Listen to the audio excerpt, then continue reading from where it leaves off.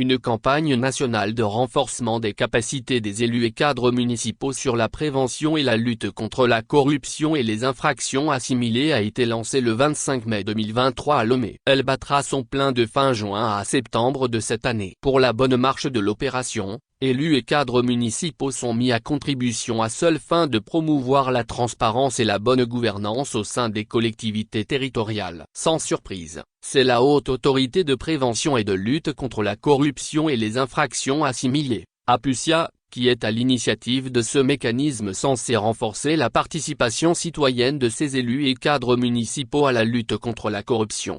Cette campagne s'inscrit dans la ligne droite des 3 axes de la stratégie nationale chère au gouvernement. Primo, renforcer le cadre juridique et institutionnel de lutte contre la corruption dans le pays. Deuxio, œuvrer à la mobilisation de tous les acteurs et secteurs d'intervention confondus à la lutte contre la corruption. Et tertio, mener des actions pour renforcer l'intégrité, la transparence et la qualité dans l'administration publique. Si ça se trouve, il n'y a pas que le monde communal qui va mettre la main à la pâte dans ce combat. Le 11 mai dernier, la APUCIA a organisé un atelier de formation à l'intention d'une 50aine de journalistes issus des médias publics et privés du Togo. La lutte contre la corruption est un combat permanent qui nécessite la contribution de tous les acteurs, notamment ceux des médias. Ainsi, sur le plan de la prévention, la APUCIA veut mobiliser les médias pour l'accompagner dans ses actions de sensibilisation, d'information, de formation et d'éducation des populations, avait estimé Kimela Balouaba,